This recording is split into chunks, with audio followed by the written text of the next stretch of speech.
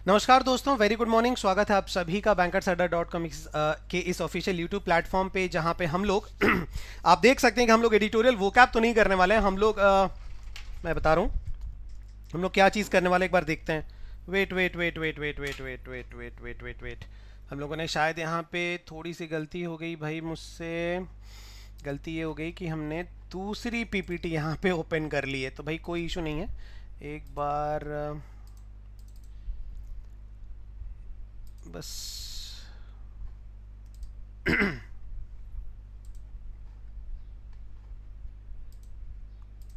Yes, ठीक है। तो भाई स्वागत है आप सभी का फिर से एक बार। जल्दी से हम लोग सेशन को स्टार्ट करते हैं। और आज 10 बजे आप सबके साथ में यहाँ पे गैदर हो चुका है, हम सब यहाँ पे गैदर हो चुके हैं। आज का प्रोनाउन जो हम लोग यहाँ पे चैप्टर जो है वो फिनिश करने वाला, और याद रखिएगा 25 एरर्स हम लोग इस पर्टिकुलर वीडियो में हम लोग करने वाले हैं। 25 एरर्स इस पर्टिकुलर वीडियो में हम लोग यहाँ पे सीखने वाले हैं बच्चों, याद रखिएगा, ठीक है। और इसलिए फटाफट एक काम करिए, 9 बजे से जो शांतनु सर की क्लास थी, 9 AM शांतनु सर की जो क्लास थी, बहुत ही शानदार जो तरीके से आप सारे लोग जुड़े हुए थे। 1000 प्लस जो है बच्चे वहां पे जुड़े हुए थे। तो ये जो ट्रस्ट, ये जो विश्वास आप यहाँ पे शो कर रहे हैं भाई, उसके लिए बहुत बहुत शुक्रिया, ठीक है। चलिए जल्दी से जुड़ जाइए और स्टार्ट करते हैं सेशन। एक बार मैं फिर से आपको याद दिला दूं, ये 8 बजे का हर दिन का आपका वोकैब सेक्शन है। इस पर्टिकुलर वोकैब सेशन को अगर आप लोगों ने देखा है अभी तक तो वेल एंड फाइन, स्क्रीनशॉट ले लेना और हर 2-2 घंटे में एक बार कोशिश करना रिकैप करने के लिए। और अभी तक अगर आपने नहीं देखा है तो एक बार जल्दी से जाइए और प्लेलिस्ट में आज का जो वीडियो होगा वो एक बार एडिटोरियल वोकैब की जो वीडियो एक बार आप उसको जरूर देख लें, ठीक है। एक और छोटा सा इंफॉर्मेशन, आप सबको पता है कि फाउंडेशन इंग्लिश का जो फाउंडेशन का जो बैच है वो मैंने स्टार्ट किया हुआ है। इंग्लिश का फाउंडेशन बैच जो है वो मैंने स्टार्ट किया हुआ है। याद रखिएगा ये बैच आपका 23 अप्रैल से शुरू होने वाला है, ठीक है। 23 अप्रैल से शुरू होने वाला है, जिसमें हम लोग 0 to जेनिथ लेवल तक हम लोग यहाँ पे मान करके चल रहे हैं। पूरी बेसिक आपकी चीजें क्लियर करेंगे और उसके बाद जाके एग्जाम ओरिएंटेड जो लेटेस्ट पैटर्न उसके भी क्वेश्चंस आएंगे। तो एक तरफ आपका बेसिक क्लियर होगा, फिर आपको एग्जाम ओरिएंटेड चीजें भी करवाएंगे और मॉक टेस्ट भी यहाँ पे आपका डिस्कशन होना है। तो वो सारे बच्चे जिन्हें मेरा क्लास, मेरा सेशन, मेरा एक बैच चाहिए था बेसिक से स्टार्ट करने के लिए, क्योंकि आपके पास कम से कम 3 से 4 महीने बाकी हैं कोई भी नोटिफिकेशन आने में, तो उन सारे बच्चों के लिए, उन सारे कैंडिडेट्स के लिए ये बहुत ही एक सुनहरा मौका, याद रखिएगा। 958 इसकी प्राइस यहां पे शो हो रही है, लेकिन आप एक बार जाकर के adda247.com पे एक बार जरूर विजिट करें। हो सकता है कि कुछ अंतर हो, लेकिन जो भी अंतर है, Y194 कोड अगर आप यहां पे अप्लाई करते हैं तो 30% का आपको डिस्काउंट मिल जाएगा, फ्लैट डिस्काउंट मिल जाएगा। और याद रखिएगा ये 30% मैक्सिमम डिस्काउंट है। जल्दी जाइए, विजिट करिए और ज्वाइन करिए, आज ही बैच को एनरोल करिएगा, क्योंकि 30% का डिस्काउंट में भी कल ना रहे, ठीक है। चलिए स्टार्ट करते हैं। और ये रहा आपका पहला क्वेश्चन आ चुका है, लेकिन नहीं ये पहला क्वेश्चन नहीं, एम्बीग्राम के बारे में तो मैंने बता दिया था। चलिए पहला क्वेश्चन ऑलरेडी डन। जल्दी से बता दीजिए इस पर्टिकुलर क्वेश्चन का आंसर क्या होगा।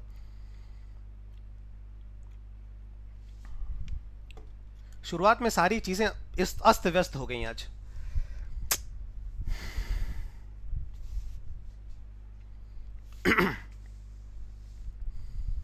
चलो बताते जाओ क्या होगा इसका आंसर, क्या एरर है। देखो एक बात याद रखना, 25 एरर्स हैं तो थोड़ा सा हम लोग जल्दी करके चलेंगे, लेकिन कोई भी डाउट अगर आपको है तो आप मुझसे वहां पे पूछ सकते हैं, ठीक है। तो देखो पहला आपका क्या हो रहा है यहां पे,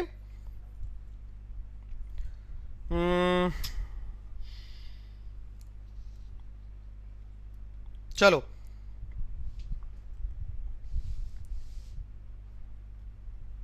क्यों भाई, रश्मि रंजन मिश्रा जी करें सर, सारे student please demand a party from Santosh sir. क्यों भाई, क्या हो गया, पार्टी अचानक से क्यों।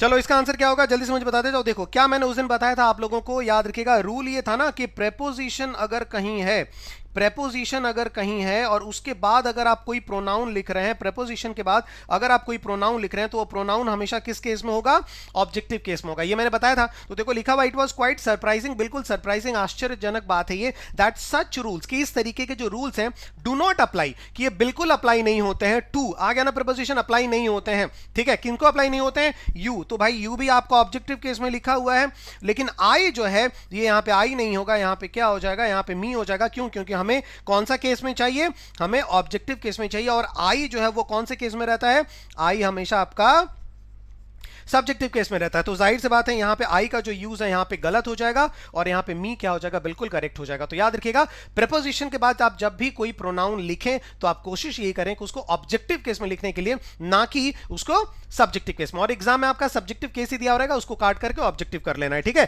क्लियर हो गया। नेक्स्ट क्वेश्चन ये चलते हैं आप सबके लिए, ये रहा नेक्स्ट क्वेश्चन।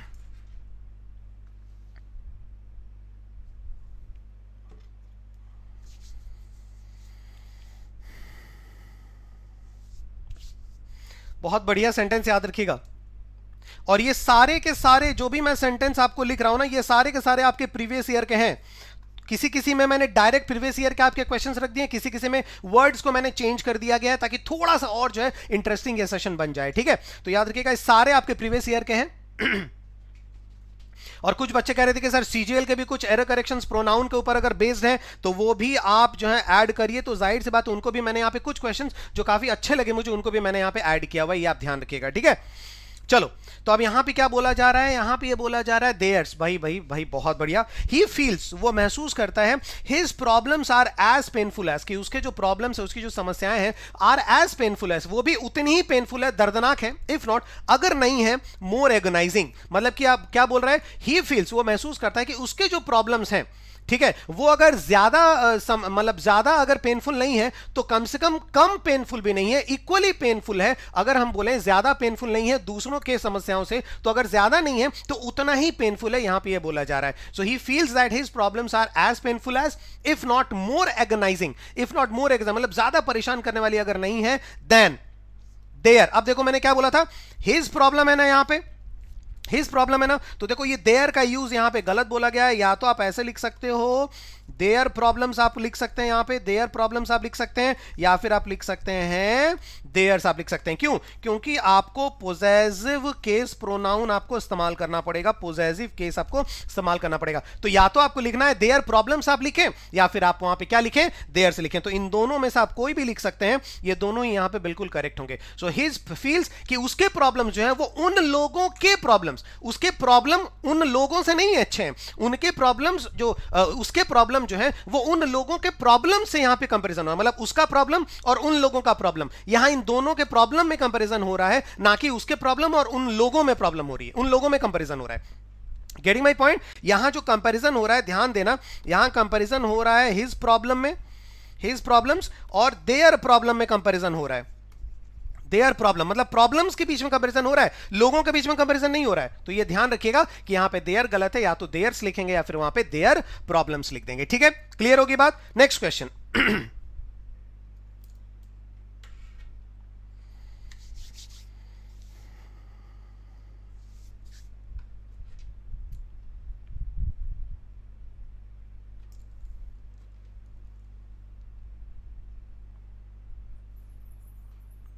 जगन्नाथ प्रसाद साहू ओडिया रे कहले किए बुझिबो, कौन हैला?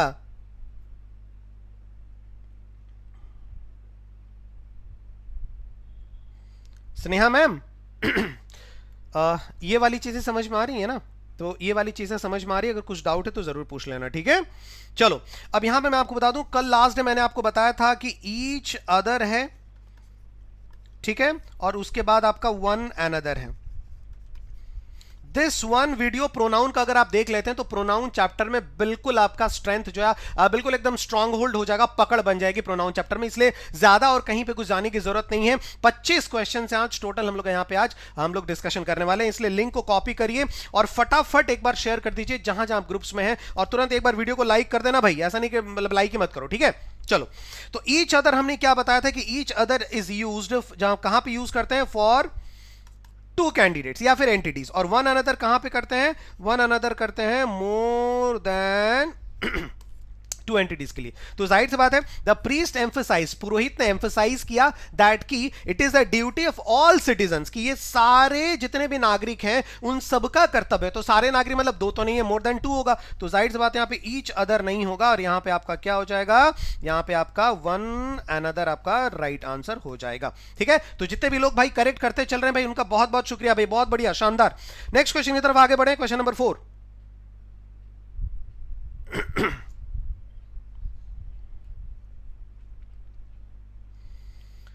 जबरदस्त क्वेश्चन आ रहे हैं अभी आप, ठीक है, टेंशन ना लो, जबरदस्त क्वेश्चन आ रहे हैं अभी।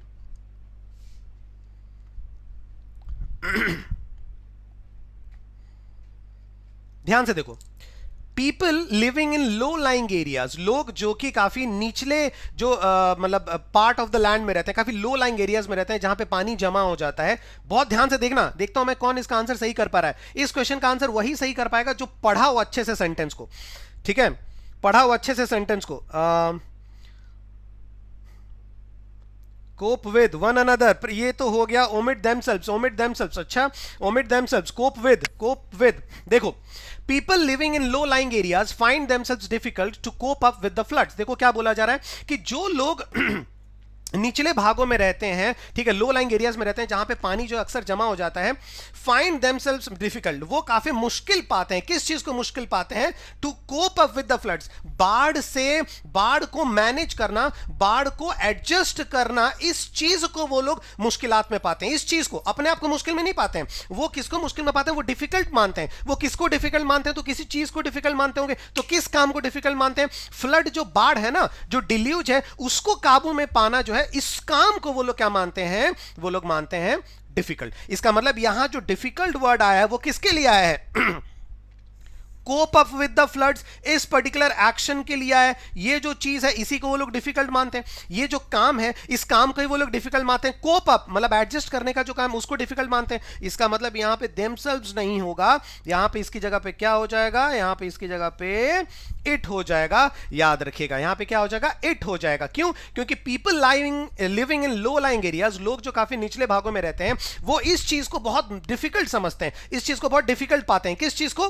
फ्लड, बाढ़ से मैनेज करने की जो चीज है, बाढ़ से मैनेज करने का जो काम है, इस काम को वो लोग काफी ज्यादा डिफिकल्ट मानते हैं। तो याद रखिएगा, इट्स नहीं होगा। People living in low lying areas find it difficult, यहां पे सही आंसर होगा, ठीक है। और कुछ लोगों का कंफ्यूजन इस वर्ड को लेकर है, कोप। कोप वर्ब का फर्स्ट फॉर्म, जिसका मतलब होता है मैनेज करना या फिर एडजस्ट करना। ध्यान देना, मैनेज करना या फिर एडजस्ट करना, ठीक है। याद रखना, कोप के साथ हम अप लगा भी सकते हैं और नहीं भी लगा सकते हैं, कोई इशू नहीं है, ठीक है। कोप के साथ हम अप लगा भी सकते हैं, कोई भी नहीं लगा सकते हैं, दैट इज ओके, कोई प्रॉब्लम नहीं। लेकिन कोप के साथ बिना विद लगाए हम कभी इस्तेमाल नहीं कर सकते, ठीक है। तो याद रखना कि कोप अगर है अगर कहीं कोप है तो उसके साथ आप अप वर्ड जो है, कोप अगर कहीं है तो अप वर्ड आप इस्तेमाल कर भी सकते हो, नहीं भी इस्तेमाल कर सकते हो, लेकिन इसके साथ आपको विद जो प्रपोजिशन है वो हमेशा आपको इस्तेमाल करना पड़ेगा। तो यहां अगर आप चाहें तो कोप अप आप हटा लिख सकते हैं, हटा सकते हैं। कोप विद द फ्लड्स भी सही हो जाएगा, cope up with the floods भी सही हो जाएगा, कोई इशू नहीं है। लेकिन कोप अप द फ्लड्स ये सरासर गलत हो जाएगा। तो याद रखिएगा, कोप के बाद हमेशा विद आएगा और यहां पे देमसेल्व्स की जगह क्या आ जाएगा? इट, यहां पे बिल्कुल करेक्ट हो जाएगा, ठीक है। फाइंड इट डिफिकल्ट, ठीक है। इतना क्लियर हो गया सबका? सही है भाई, ठीक है। बाहुबली क्या हो गया भाई? Clear? Nagulapalli Monika, all right. Tapaswini, Liza, Piyush Kumar, Tanu, ठीक। आगे बढ़ते हैं, नेक्स्ट क्वेश्चन ये रहा। This is previous year, direct आपको मैंने दे दिया है।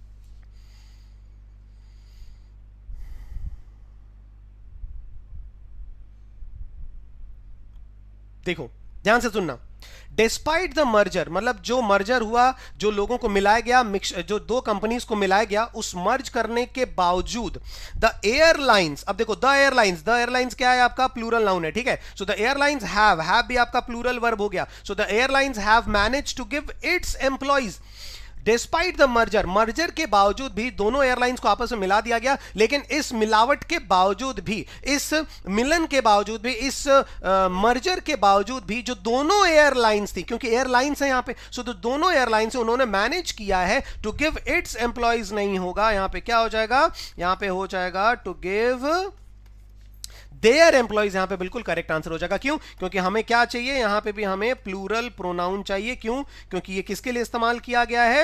ये आपके एयरलाइंस के लिए इस्तेमाल किया गया। तो ये इस तरीके के क्वेश्चंस आपके स्पेशली क्लर्क में बहुत ज्यादा आते हैं, याद रखिएगा। क्लर्क प्रीलिम्स में बहुत ज्यादा आते हैं इस तरीके के क्वेश्चंस, क्लर्क प्रीलिम्स में बहुत ज्यादा आते हैं, जहां पे बड़े सेंटेंसेस होते हैं और नाउन प्लूरल होता है, लेकिन उसके लिए जो प्रोनाउन दिया जाता है वो सिंगुलर दे दिया जाता है। Getting my point? इतना क्लियर हो रहा है? ऑलराइट, आगे बढ़े हम लोग, नेक्स्ट क्वेश्चन।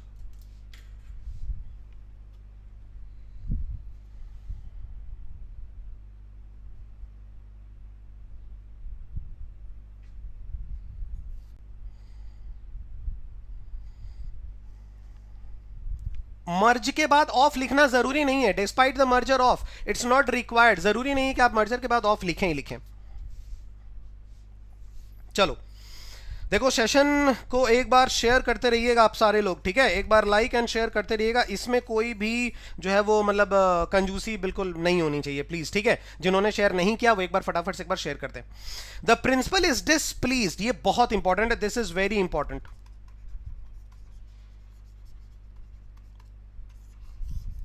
ठीक है, the principal is displease, the principal जो है वो बिल्कुल नाखुश है विद अस। देखो विद आ गया ना, विद प्रेपोजिशन आ गया ना, ध्यान देना।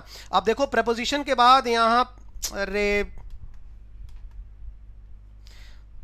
हम समझ गए, आज का दिन ही थोड़ा सा लग रहा है कुछ गड़बड़ है। The principal is displeased with, देखो विद क्या है, प्रेपोजिशन है, और प्रेपोजिशन के बाद अस क्या आ गया आपका, ऑब्जेक्टिव केस प्रोनाउन में आ गया, है ना, ऑब्जेक्टिव केस प्रोनाउन। तो देखो ये बिल्कुल सही है। सो जो प्रिंसिपल है वो नाखुश है, हमसे काफी नाखुश है, because he does not understand, क्योंकि वो बिल्कुल नहीं समझते हैं व्हाई वी ऑब्जेक्ट टू, क्योंकि हम वो बिल्कुल नहीं समझते हैं कि हम क्यों ऑब्जेक्ट करते हैं, हम क्यों विरोध करते हैं किस चीज का, कमिंग विद द सेक्रेटरी, उनके सेक्रेटरी के साथ आने की जो घटना है उसका क्यों हम लोग विरोध करते हैं, ये उन्हें बिल्कुल नहीं समझ आता है। तो ध्यान देना, यहां पे ध्यान दो आप लोग, सारी चीजें हम लोग नहीं समझ पाते हैं कि वाई वी ऑब्जेक्ट टू, कि हम लोग क्यों विरोध करते हैं। तो हम किसी चीज का विरोध करते हैं, तो हम किस चीज का विरोध करते हैं, हम किस चीज का विरोध करते हैं, उनके इस एक्शन का विरोध कर रहे हैं हम लोग, उनके इस एक्शन का विरोध कर रहे हैं। एक्शन कौन सा है, coming with the secretary, secretary के साथ आना जाना जो उनका है उसका विरोध कर रहे हैं। इसका मतलब कमिंग जो वर्ड है, ये वर्ड यहां पे क्या लिखा गया है, वर्ब का आईएनजी लिखा गया है, और वर्ब का आईएनजी जब हम किस तरीके से इस्तेमाल करते हैं, जेरेंड के तरीके से इस्तेमाल करते हैं। क्यों, क्योंकि हम यहां पे हैबिट की बात कर रहे हैं कि प्रिंसिपल जो हमेशा सेक्रेटरी के साथ आते जाते रहते हैं, इस हैबिट का हम लोग विरोध करते हैं, और ये बात उन्हें समझ में नहीं आती, राइट। तो इसका मतलब यहां पे कमिंग विद द सेक्रेटरी क्या है, जेरेंड के रूप में इस्तेमाल किया गया है। रूल ये है कि जब भी जेरेंड के पास, जब भी जेरेंड के साथ आप कोई प्रोनाउन इस्तेमाल करेंगे, याद रखिएगा, जब भी जेरेंड के साथ आप कोई प्रोनाउन इस्तेमाल करेंगे, वो प्रोनाउन हमेशा पोजेसिव केस में होना चाहिए।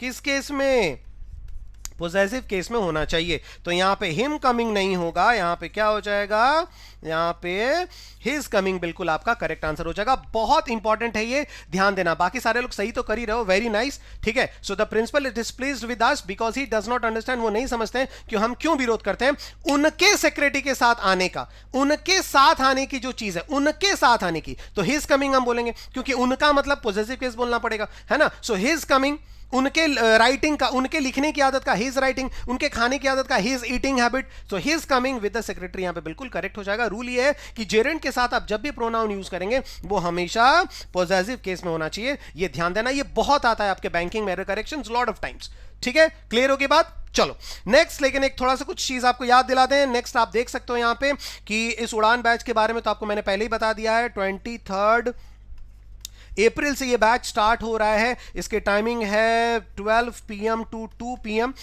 2-2 घंटे की जो है वो क्लास है, एक क्लास 2 घंटे की है। 950 यहाँ पे शो कर रहा है, बट आप एक बार adda247.com पे जाएं और एक बार जरूर देख लें, ठीक है। हो सकता है प्राइस थोड़ा सा ज्यादा तो नहीं होगा, प्राइस इससे ज्यादा तो नहीं हो सकता है, प्राइस थोड़ा सा वैरी करे, इससे थोड़ा सा कम हो, लेकिन जो भी प्राइस होगा अगर आप ये कोड अप्लाई करते हैं तो आपको 30% का इंस्टेंट वहां पे ऑफ मिल सकता है। बिल्कुल बेसिक से हम ये बैच स्टार्ट कर रहे हैं, फाउंडेशन बैच है, इसको आप ज्वाइन कर सकते हैं, ठीक है। दूसरा ये एक्सट्रीम जो है वो ऑफर, ये प्रोडक्ट हम लोग आज लॉन्च कर रहे हैं, ये ऑफर आपके लिए जिसमें 5000 प्लस वीडियोस आपके लिए यहां पे अवेलेबल है, 3000 प्लस मॉक टेस्ट है, 2000 प्लस ई बुक्स है, ये सारी की सारी चीजें। तो एक्सट्रीम का प्रोडक्ट का एक्सट्रीमली फायदा उठाइए, adda247.com पे जाइए, विजिट करिए और इस कोड को इस्तेमाल करना मत भूलिएगा, तब जाकर के आपको 30% का आपको ऑफ मिल सकता है, ठीक है।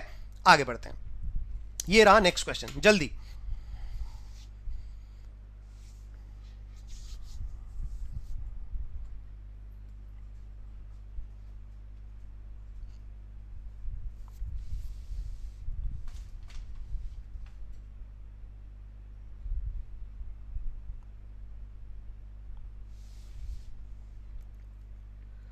गुड मॉर्निंग भाई, गुड मॉर्निंग, ठीक है। उड़ान बिल्कुल सही, रियू रिया जी कह रही हैं उड़ान, एकदम बैच का नाम है उड़ान। इसीलिए मैं कहता है सात्विक, इसीलिए मैं कहता हूं कि जब जो चीजें आई ना, कल जैसे कि आप बोल रहे हो कि कुछ लिमिटेड इसमें था, आज थोड़ा सा प्राइस बढ़ गया, तो एक बार आप जरूर जाकर देख लें, हो सकता है कि प्राइस फिर से तो इसे डिक्रीज हो जाए, तो एक बार जरूर जाकर देखिएगा, लेकिन ज्यादा वेट मत करना, ठीक है।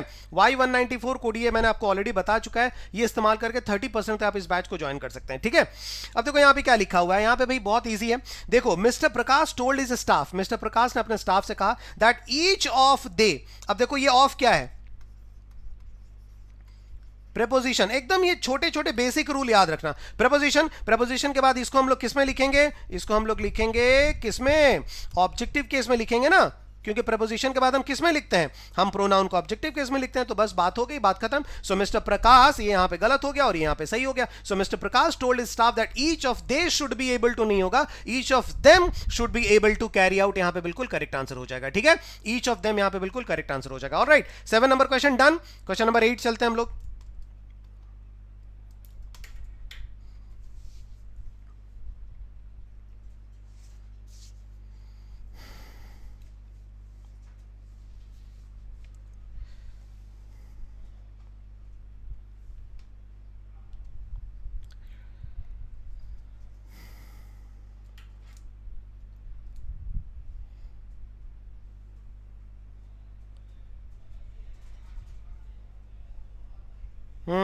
अब इसमें बताओ क्या होगा। Finally it was decided that you, Moni and I will finish your project together in time. Finally ये डिसाइड किया गया, फाइनली ये डिसाइड किया गया कि you, Moni and I will finish your project together. ये फाइनली डिसाइड किया गया कि यू, मोनी और आई जो है वो अपना जो प्रोजेक्ट है वो एक साथ मिलकर के टाइम में फिनिश करेंगे, ठीक है, एक साथ टाइम में फिनिश करेंगे। अब देखो ध्यान देना, यहां पे क्या लिखा हुआ है, finally it was decided you, Moni and I. अब देखो यू क्या है आपका सेकंड पर्सन, मोनी क्या है आपका थर्ड पर्सन, और आई क्या है आपका फर्स्ट पर्सन। तो देखो 2 3 1 का ये रूल तो बिल्कुल करेक्ट है, एक से ज्यादा प्रोनाउन है 2 3 1, तो ये आपका मोर देन वन प्रोनाउन, ये रूल बिल्कुल करेक्ट आ रहा है, मोर देन वन प्रोनाउन, है ना, ये रूल बिल्कुल करेक्ट आ रहा है। तो यहां पे ये चीजें सही है कि finally it was decided that you, Moni and I will finish, ठीक है, इतना करेक्ट है। तो बोला जा रहा है कि ये तीनों लोग मिल करके जो प्रोजेक्ट है वो साथ में फिनिश करेंगे। तो मैंने क्या बताया था कि इनके लिए जो आप प्रोनाउन यूज करेंगे, पोजेसिव प्रोनाउन आप जो यूज करेंगे, पोजेसिव प्रोनाउन, वो क्या होगा, अगर आई और अगर आई है, जैसे मान लेते हैं कि अगर आई है, ठीक है, अगर आई है तो हम क्या यूज करेंगे, आवर यूज करेंगे। अगर बाय चांस मान लेते हैं कि यू है, ठीक है, और नो आई, यही था ना, नो आई, तब आप क्या यूज करेंगे, तब आप योर यूज करेंगे। और अगर आई, नो आई एंड यू, और आई भी नहीं है और उसके बाद आपका यू भी नहीं है, तब हम क्या यूज करेंगे यहां पे, तब हमने यहां पे देर करने के लिए कहा था, यही था ना रूल कि अगर केवल आई है तो आवर हो जाएगा, केवल यू है तो क्या हो जाएगा यहां पे, ठीक है। अरे यार आज क्या हो रहा है भाई, देखो अगर केवल आई है तो आवर हो जाएगा, ठीक है, केवल यू है, आई नहीं है तो योर हो जाएगा, और अगर आई और यू दोनों ही नहीं है तो वहां पे क्या हो जाएगा, वहां पे आपका देयर हो जाएगा, ये आप याद रखिएगा, ठीक है। चलो तो अब देखो यहां पे क्या है, योर है तो ये गलत है, क्योंकि देखो यहां पे यू और आई, उस यू हो चाहे को ना हो मतलब नहीं है, आई है ना, तो जाहिर सी बात है यू को हटाकर यहां पे हम क्या लिख देंगे, यहां पे हम आवर प्रोजेक्ट लिख देंगे। तो यहां पे ये वाला गलत है और आंसर हमारा क्या आ जाएगा, आवर प्रोजेक्ट बिल्कुल सही आ जाएगा। मैं महसूस कर रहा हूं कि आज का जो मुझे लग रहा है कि दिन जो है वो सही नहीं जा रहा है यार, ठीक है, तो इसको जल्दी से फिनिश करते हैं। मैं आज कुछ आपको नहीं कह रहा, आपको मन है शेयर करना है तो करिए, वरना मत करना है तो मत करिएगा, ठीक है। चलिए नेक्स्ट क्वेश्चन पे हम चलते हैं।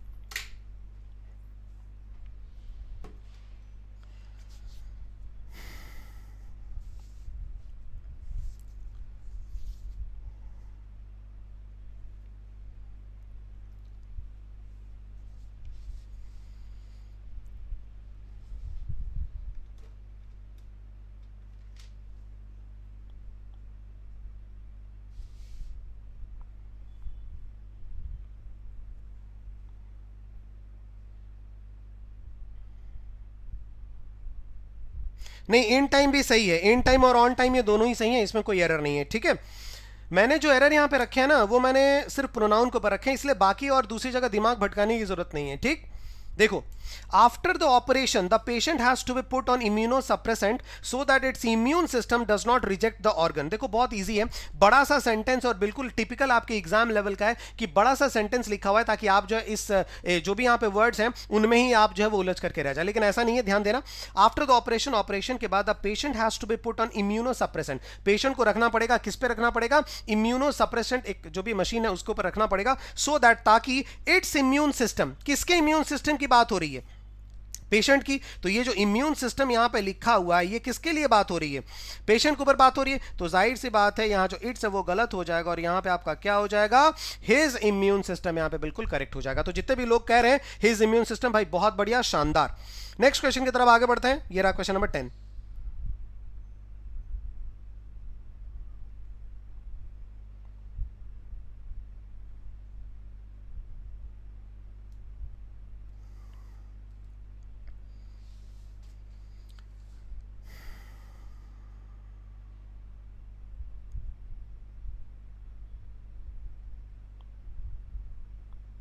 चलो बहुत बढ़िया। नेक्स्ट देखो क्या लिखा हुआ है, it was me who telephoned the fireman when they broke out है यहां पे, when they broke out suddenly in the factory. ठीक है, ध्यान दो, एक रूल है, आपको कल मैंने वो पढ़ाया था, टू बी पढ़ाया था ना मैंने। ये जो टू बी फॉर्म्स होते हैं वर्ब के, टू बी फॉर्म्स का मतलब क्या हो गया, इज हो गया, एम हो गया, आर हो गया, वॉज हो गया, वर हो गया, बिन हो गया, बीइंग हो गया।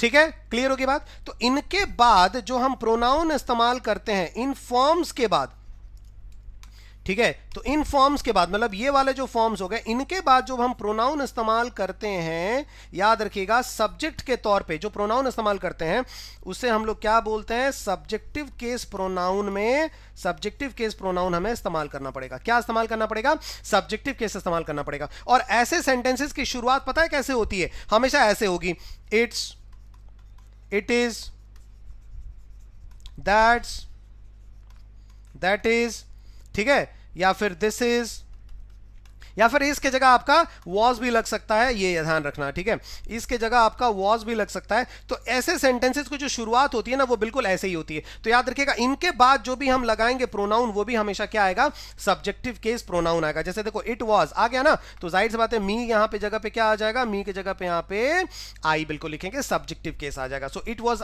आई। अजीब लग रहा है ना बोलने में, जैसे कि कोई दरवाजे पर अगर नॉक कर रहा है तो कोई नॉक कर रहा है, बोला अरे भाई कौन आ गया, तो क्या बोलता है, it's sir it's me, it's me, लेकिन ये गलत है ग्रामर के अकॉर्डिंगली। हम लोग क्या बोलेंगे, इट्स आई, क्या बोलेंगे, it's I. So it was I who telephone the fireman, मतलब ये मैं था जिसने फायरमैन जो भी लोग थे उनको टेलीफोन किया था। व्हेन, जब, कब टेलीफोन किया था, जब ब्रोक आउट का मतलब होता है, ब्रेक आउट का मतलब क्या होता है, स्प्रेड कर जाना, जब फैल गया। तो कौन फैल गया, जब आग फैल गई ना, है ना। When it was I who telephone the fireman when they broke out suddenly in the factory, जब फैक्ट्री में अचानक से फैल गया। तो क्या फैल गया, क्या फैल गया, अगर आप इस दे को, तो यहां पे गलत यूज बोला गया, दे तो गलत यूज बोला गया क्योंकि दे किसके लिए आएगा, फायरमैन। और फायरमैन जो आपके फायर डिपार्टमेंट से जो लोग थे वो लोग जब फैक्ट्री में फैल गए तब मैंने टेलीफोन किया उनको, ऐसी तो बात नहीं है। जब आग फैल गई, तो अगर आप इस दे को रिप्लेस करना चाहते हैं तो आपको लिखना पड़ेगा when fire broke out suddenly in the factory. और अगर आप चाहते हैं कि फायर ना लिखें तो फायर को काट करके आप इट लिख देंगे तो भी काम चल जाएगा। बट सेंटेंस यहां पे क्या होगा, it was I who telephoned the fireman when fire broke out suddenly in the factory, या when it broke out suddenly in the factory, है ना। वैसे इट लिखना सही नहीं होगा क्योंकि फायर पहले इस्तेमाल नहीं किया गया, तो यहां पे फायर लिखना ही ज्यादा हमारा सही होगा। तो यहां पे दे इस्तेमाल नहीं होगा प्रोनाउन, यहां पे फायर इस्तेमाल होगा। ठीक है, क्लियर होगी बात। बहुत ही अच्छा सवाल था, और स्पेशली ये वाला जो रूल है ना, ये वाला, ये बहुत ही इंपॉर्टेंट रूल है। मैक्सिमम टाइम आपके बैंक एरर करेक्ट्स, आपके सीजीएल एरर करेक्ट्स बहुत टाइम आपके एग्जाम में आता है, तो ये एरर करेक्शंस ध्यान में रखना, ये रूल ध्यान में रखना। ठीक है, नेक्स्ट क्वेश्चन आपके सामने ये रहा।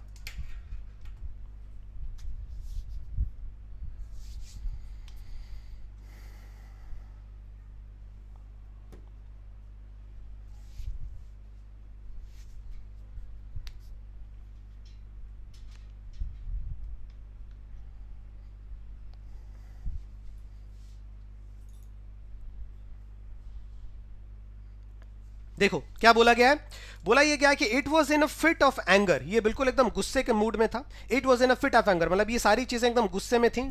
ठीक, कब?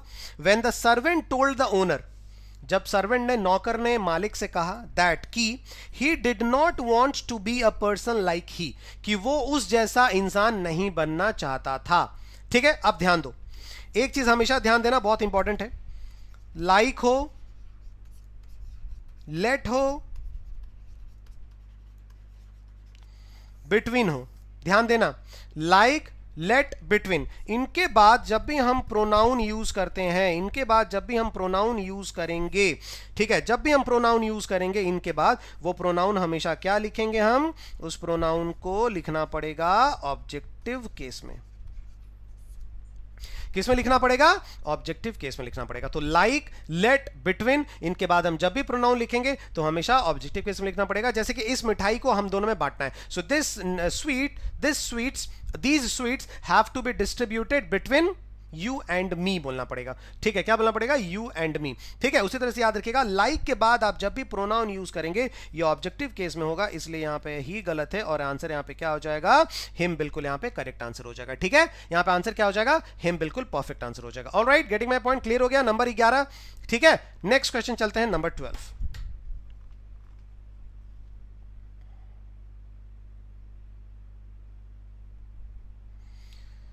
ठीक है, और भाई देखो अभी 850 के आसपास बच्चे देख रहे हैं, और शेयर मत करना, हाथ उंगली जो है ना वो दर्द हो जाएगी या फिर कोई पाप हो जाएगा तुमसे। ठीक है, घर में लोगों ने मना किया है कि संतोष सर जब पढ़ाएं तो सेशन को बिल्कुल शेयर नहीं करना है। ठीक, बहुत अच्छा काम कर रहे हो, वेल डन, बहुत अच्छा काम कर रहे हो, मत करना।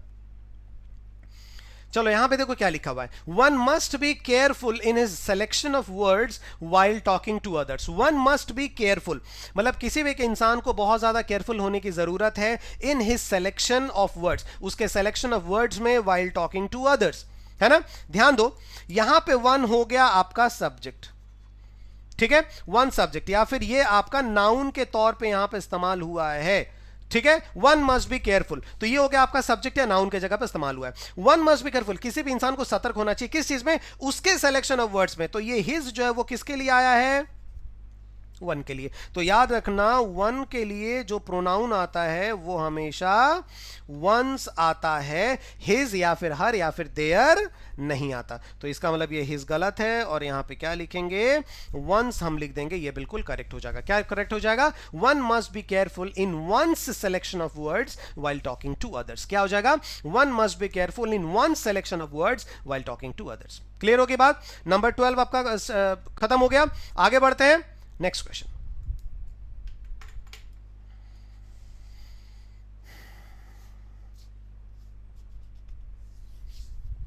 ये कोई गलत मत करना।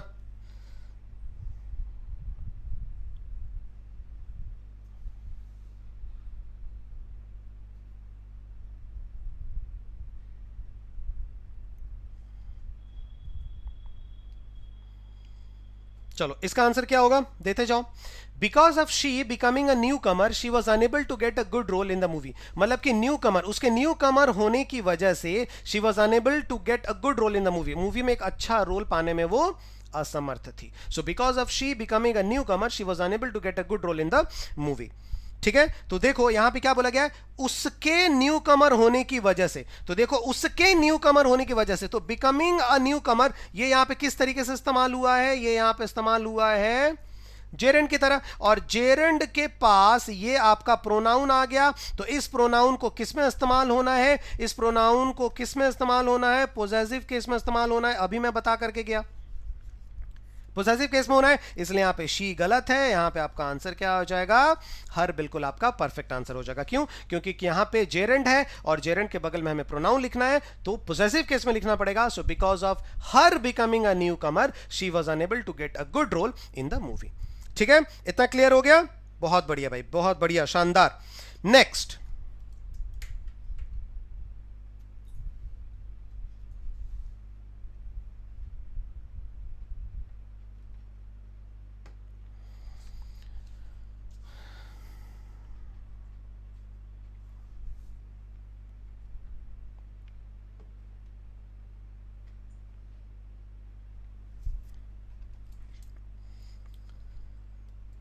चलो, as it was Rajan first interview, Rajan का ये पहला इंटरव्यू था। हिज पेरेंट्स सजेस्टेड, इसलिए उनके पेरेंट्स ने उन्हें सुझाव दिया that he should dress him, कि उसे जो है अपने आप को ड्रेस करना चाहिए, उसे अपने आप को क्या करना चाहिए, ड्रेस करना चाहिए, उसे जो है वो कपड़े पहनने चाहिए इन इज मोस्ट फॉर्मल सूट, मतलब उसे जो अपने फॉर्मल सूट जो है उससे उस फॉर्मल सूट में उसे अपने आप को ड्रेसअप कर लेना चाहिए, उसे अपने आप को क्या कर लेना चाहिए, ड्रेसअप कर लेना चाहिए। ठीक है, अब इसका आंसर जल्दी से आप मुझे बताएं कि क्या होगा। बिल्कुल सही, देखो ध्यान देना, यहां पे ये जो वर्ड लिखा हुआ है हिम, यहां हिम नहीं होगा, यहां पे क्या हो जाएगा, यहां पे आपका हिमसेल्फ यहां पे हो जाएगा। He should dress himself in his most formal suit. ठीक है, क्या हो जाएगा, as it was Rajan's first interview,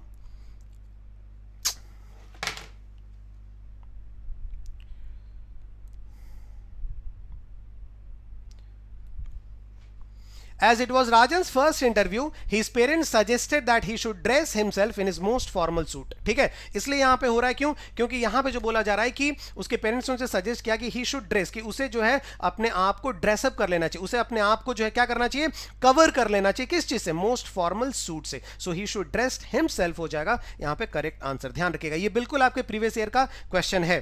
ठीक है, नेक्स्ट क्वेश्चन आपके सामने ये रहा।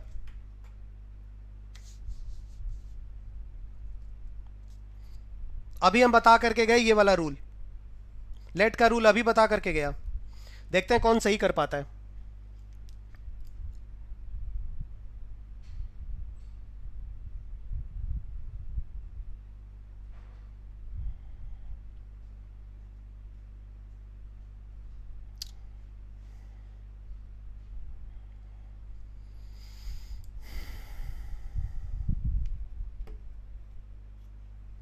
चलो, कौन सही कर रहे हैं भाई, जल्दी बताओ।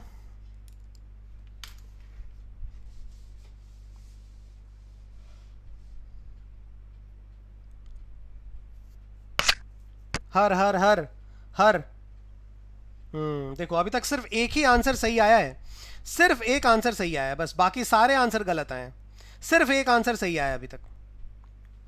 भाई ये मुझे पता था, आप लोग सारे लोग यही कहेंगे कि सर लेट है, यहाँ पे लेट लिखा हुआ है तो इस शी को यहां से काटिए और इसकी जगह पे हर कर दीजिए। लेकिन मेरे प्यारे बच्चों, भाई सारे इंटेलिजेंट लोग हैं यहाँ पे, ये शी क्या है आपका, थर्ड पर्सन, और अमित क्या है यहाँ पे, शी एंड अमित, और अमित भी क्या है यहाँ पे, थर्ड पर्सन, है ना। तो क्या यहाँ पे चेंज होगा, अच्छा चेंज होना चाहिए था, शी एंड आई था, मैंने यहाँ पे अमित कर दिया, सॉरी। तो यहाँ पे बिल्कुल सही है, कहाँ पे दिमाग है आज, कुछ समझ में नहीं आ रहा है। खैर, so let her and Amit यहाँ पे बिल्कुल सही हो जाएगा, बाकी सारे लोग सही कर रहे हो भाई, एक ही गलत है यहाँ पे, एक ने नहीं सब में सही किया है। ये क्वेश्चन एक्चुअली यहाँ पे आई था, ठीक है, शी की जगह आई था और उसके बाद अमित था, तो अमित एंड मी होता है यहाँ पे, तो मैंने उसको चेंज कर दिया था, सो शी एंड अमित कर दिया था। तो चलो कोई बात नहीं है, let she and Amit complete this job as they like to do it without anyone's help. यहाँ पे ये बिल्कुल करेक्ट है कि शी के जगह यहाँ पे सिर्फ हर हो जाएगा, बाकी सारी चीजें यहाँ पे करेक्ट है। ठीक है, नेक्स्ट क्वेश्चन ये रहा, बताओ क्या होगा।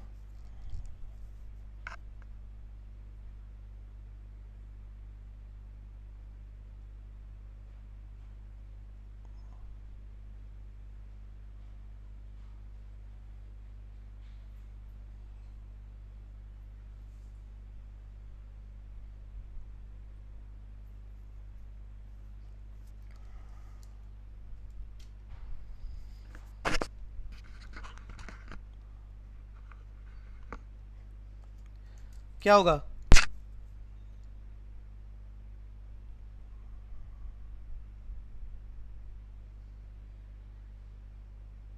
हाँ यार आज पता नहीं क्यों डिस्टर्ब हो गया मैं इस क्लास में, समझ में ही नहीं आ रहा मुझे, पूरी तरीके से डिस्टर्ब हो गया मैं इस क्लास में।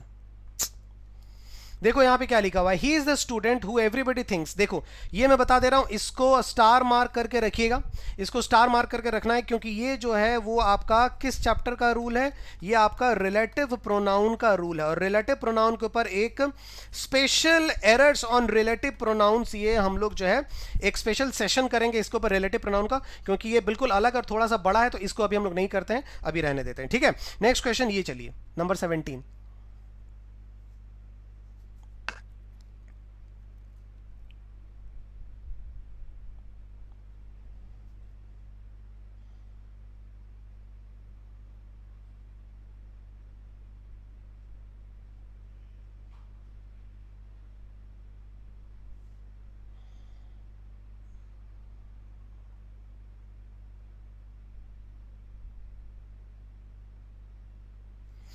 चलो आंसर क्या होगा?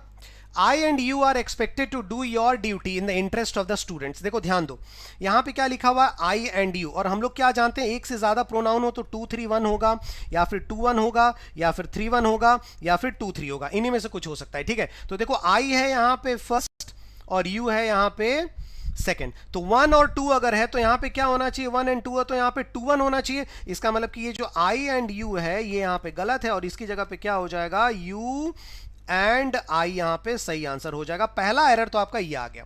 ठीक है, कि आई एंड यू आर एक्सपेक्टेड, कि हम दोनों जब एक्सपेक्ट करते हैं तो do your duty in the interest of the students, मतलब स्टूडेंट्स के खातिर हम और जो मैं और तुम जो है वो एक्सपेक्ट करते हैं कि हम लोग अपनी ड्यूटी सही तरीके से करेंगे।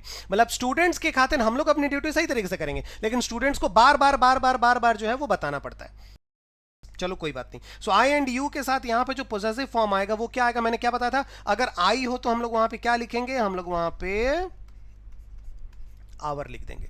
ठीक है, तो यहां पे दो एरर है, याद रखना, एक तो यू एंड आई होगा और दूसरा हो जाएगा our duty in the interest of the students. ठीक है, क्लियर होगी बात? नेक्स्ट क्वेश्चन चलते हैं हम लोग 18th नंबर।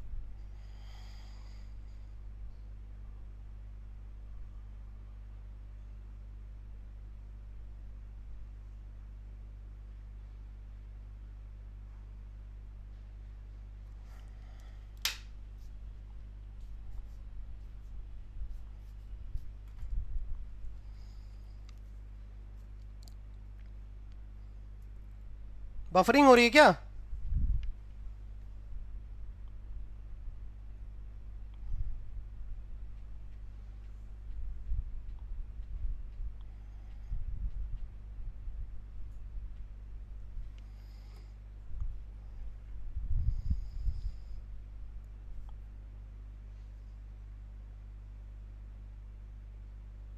देखो अभी सारी चीजें सही हो गई होंगी फिर से, है ना? चलो आंसर दो। देखो जिनको जाना है वो चले जाएं, कोई इशू नहीं है, जिनको जाना है वो चले जाएं, जिनको रहना है वो रह लो। ठीक है, देखो, my father and myself are great followers of the tenets of socialism and will vote according to his wish. ठीक है, अब मैं कमेंट्स वगैरह नहीं देख पा रहा हूं, मैं हटा रहा हूं। ठीक है, my father and myself are great followers of the tenets of socialism. तो देखो यहां पे क्या लिखा हुआ है? माई फादर, ठीक है, ये आ गया आपका third person, and my self ये जो भी है आपका फर्स्ट पर्सन। इसका मतलब ये ऑर्डर जो है वो सही है, 3 and 1 का ऑर्डर ये बिल्कुल सही है। यही ऑर्डर था ना, 2 3 1 था, 2 1 था, 3 1 था, या फिर 2 3 था। तो ये ऑर्डर आपका बिल्कुल करेक्ट है, इसमें कोई प्रॉब्लम नहीं है। ठीक, आगे बढ़ते हैं। हमेशा याद रखना, रिफ्लेक्सिव प्रोनाउन या फिर एम्फेटिक प्रोनाउन ये कभी भी सब्जेक्ट नहीं बन सकते। ये कभी भी सब्जेक्ट जो है वो नहीं बन सकते। ठीक है, ये कभी भी सब्जेक्ट नहीं बन सकते। तो जाहिर सी बात है, रिफ्लेक्सिव और एम्फेटिक प्रोनाउन की जगह पे हमें क्या इस्तेमाल करना पड़ेगा? हमें इस्तेमाल करना पड़ेगा पर्सनल प्रोनाउन, हमें इस्तेमाल करना पड़ेगा अगर हम उसे सब्जेक्ट की जगह पे लिख रहे हैं। ठीक है, सो माई सेल्फ संतोष कुमार, ये बिल्कुल गलत आंसर है। यहां पे क्या आ जाएगा? माई सेल्फ गलत हो जाएगा और इसकी जगह पे आई आ जाएगा। So my father and I are great followers of the tenets of socialism. इसका मतलब मेरे पिता और मैं जो हूं वो सोशलिज्म के सिद्धांतों के बहुत फॉलोअर्स हैं। एंड विल वोट, और हम लोग वोट करेंगे, ठीक है, अकॉर्डिंग टू, अनुसार, किसके अनुसार वोट करेंगे? हिज विश नहीं होगा, जाहिर सी बात है आई है तो यहां पे क्या हो जाएगा? आवर विश यहां पे बिल्कुल करेक्ट हो जाएगा। तो इसमें भी दो आपके एरर्स हैं, याद रखिएगा, माई फादर एंड आई होगा और दूसरा होगा will vote according to our wish. ठीक है, क्लियर होगी बात? चलो आगे बढ़ते हैं, नेक्स्ट क्वेश्चन।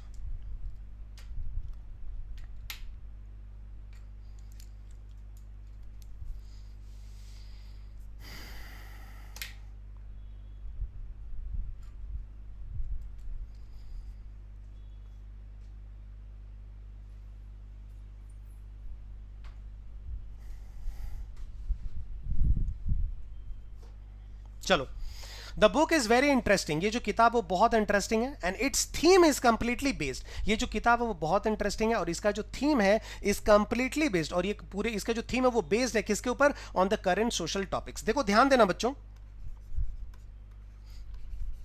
इट्स और इट्स, ये जो एपोस्ट्रॉफी वाला जो इट्स है इसका मतलब होता है इट इज या फिर इट हैज।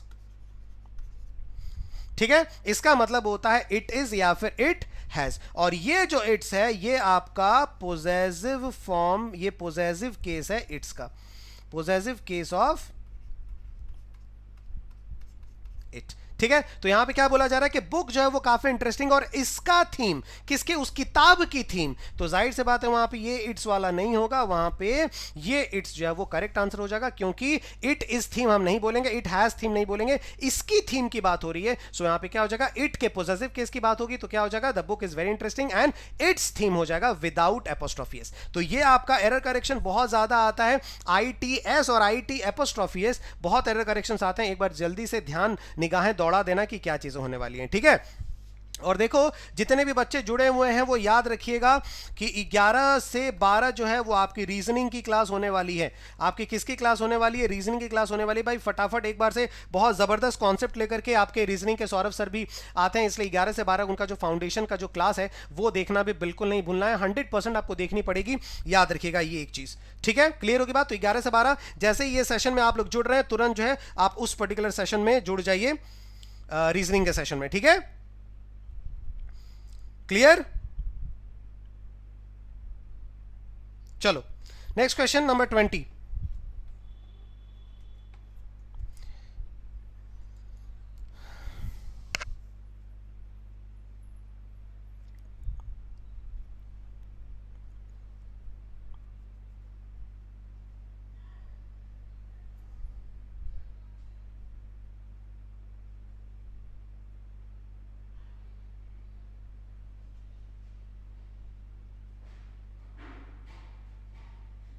देखो, the company has appointed some consultants to help them increase its revenue and improve its financial position.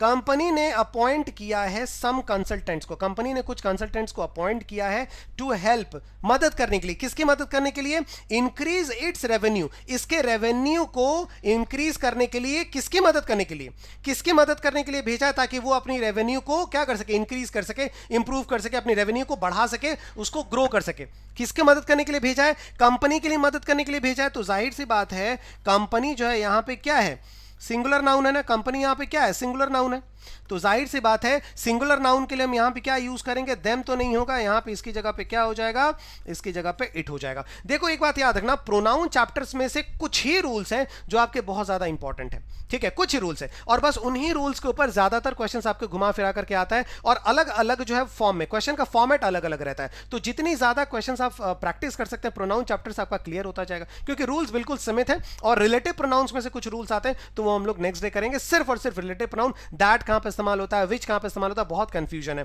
Who कहां पे आएगा, हुम कहां पे आएगा, ये कंफ्यूजन है, तो ये कंफ्यूजन मैं दूर कर दूंगा, टेंशन नहीं लेना है, ठीक है। नेक्स्ट,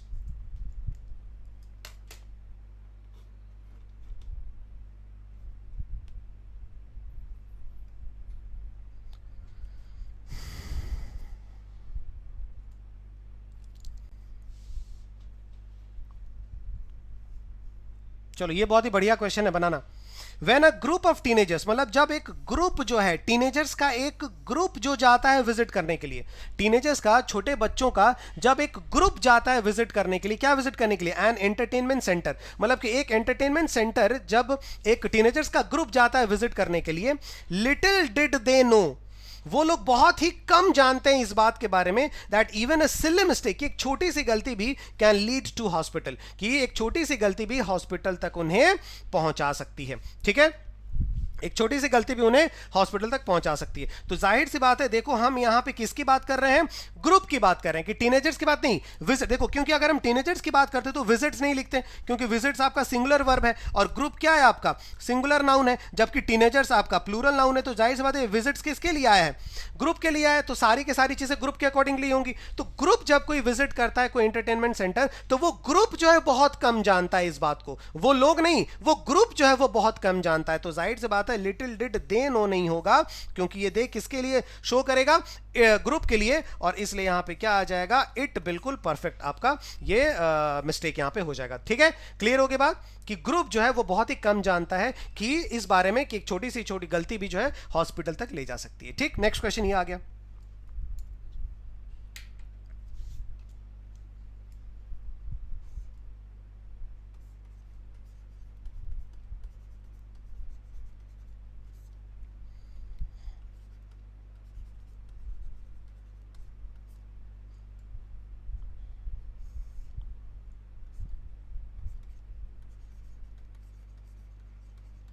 सारा मैं लिख दे रहा हूं, लेट्स सी कि आप लोग समझ पाते हो या नहीं। कलेक्टिव नाउन है, उसके डिफरेंट व्यूज हैं, तो डिफरेंट व्यूज अगर कलेक्टिव नाउन के हैं तो जाहिर सी बात है उस कलेक्टिव नाउन को हम लोग क्या ट्रीट करेंगे, उस कलेक्टिव नाउन को हम लोग क्या ट्रीट करेंगे, प्लूरल ट्रीट करेंगे, क्योंकि एक ही अगर ओपिनियन है, मत अगर एक ही है तब वो सिंगुलर आएगा। लेकिन कलेक्टिव नाउन क्या है, डिफरेंट व्यूज है, क्योंकि नॉट यूनानिमस लिखा हुआ है, मतलब एक मत नहीं है वो पूरा का पूरा पैनल। तो जाहिर सी बात है कलेक्टिव नाउन क्या हो जाएगा, प्लूरल हो जाएगा, इसलिए वॉज की जगह यहां पर वर हो जाएगा और इट्स की जगह यहां पे देयर हो जाएगा। बहुत शानदार क्वेश्चन है, याद रखना कि even after a long trial, एक जो है वो लंबे सुनवाई के बावजूद भी या उसके बाद भी जो कन्विक्ट था, जो दोषी था, उसको रिलीज कर दिया गया एज, क्योंकि जो पैनल था वो एक मत नहीं था अपने डिसीजन में। तो अब एक मत नहीं था मतलब डिफरेंट व्यूज, इसका मतलब प्लूरल नाउन है, तो प्लूरल नाउन है तो क्या हो जाएगा, वॉज का वहां पे वर आ जाएगा और इट्स डिसीजन के बदले देयर डिसीजन हो जाएगा। ठीक है, क्लियर होगी बात। नेक्स्ट क्वेश्चन,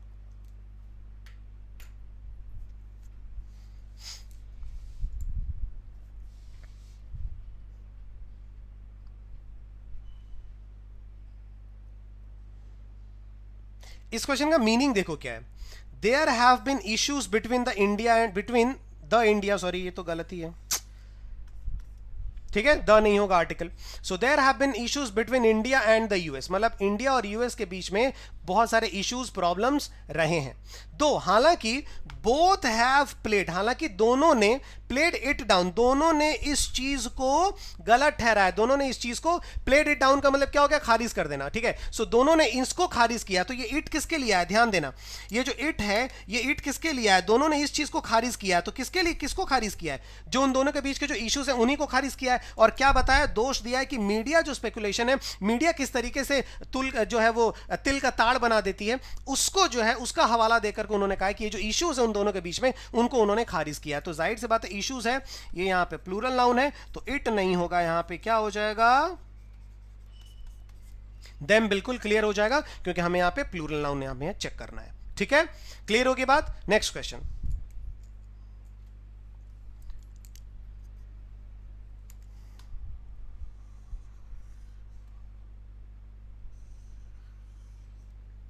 बस यहां पे देखो कि आपके एरर्स हो सकते हैं या फिर नहीं हो सकते हैं, यहां पे चेक करो। Even after a lot of odds I and she would always enjoy ourselves the fond memories of our association.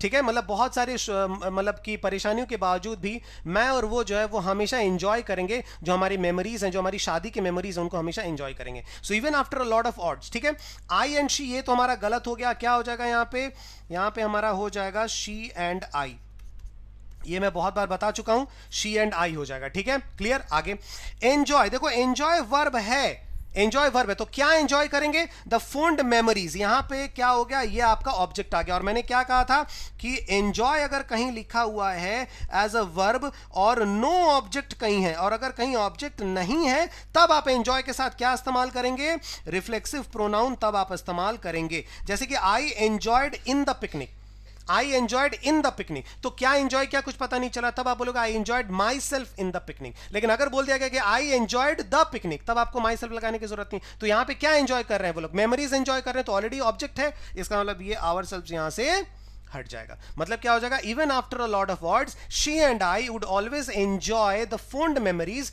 Of her association. ठीक है, और ऑफ हर एसोसिएशन तो नहीं होगा, ठीक है, ऑफ हर एसोसिएशन तो नहीं होगा, क्यों, इसलिए क्योंकि आई है, और आई जब रहता है तो उसकी जगह पे क्या हो जाएगा, आवर एसोसिएशन। क्या हो जाएगा, आवर एसोसिएशन यहां पे हो जाएगा। ठीक है, लास्ट क्वेश्चन आज का हम लोग चलते हैं, देखते हैं यहां पे, जल्दी बताओ क्या होगा। ये लास्ट क्वेश्चन यही था ना आपका कि ईच अदर या देमसेल्व्स, इन दोनों में क्या हो सकता है। एक बार टाइम चेक कर लेते हैं भाई, टाइम क्या है यहां पे, तो चलो भाई 2 मिनट बाकी है, जल्दी से देख लेते हैं। तो देखो याद रखना, ईच अदर अगर मैं बोलता हूं कि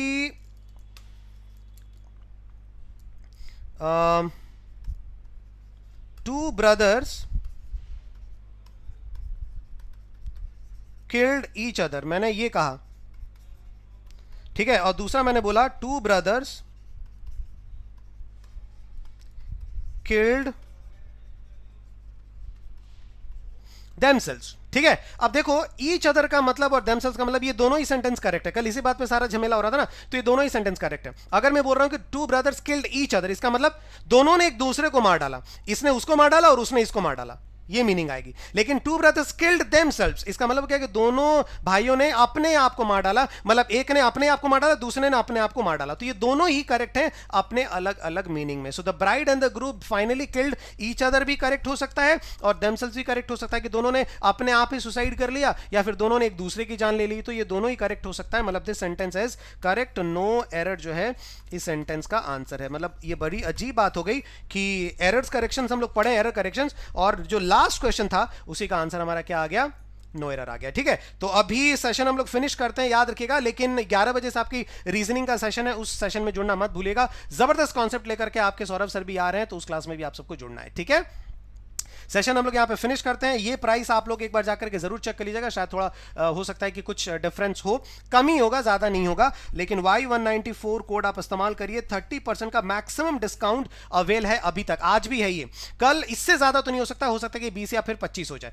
तो जल्दी जाइए, आज ही मौका है, जल्दी से एनरोल करिए इस पर्टिकुलर बैच को। ठीक है, और एक्सट्रीम जो प्रोडक्ट है हमारा, उसका भी आप एक्सट्रीमली फायदा उठा सकते हैं। आप देख सकते हैं इसमें क्या क्या है, 5000 videos, 2000 plus ebooks, 3000 plus mock test, ये सारी चीजें एक्सट्रीम प्रोडक्ट में आपको अवेलेबल हो जाएंगे। एक बार जाइए तो सही और एक बार विजिट करिए।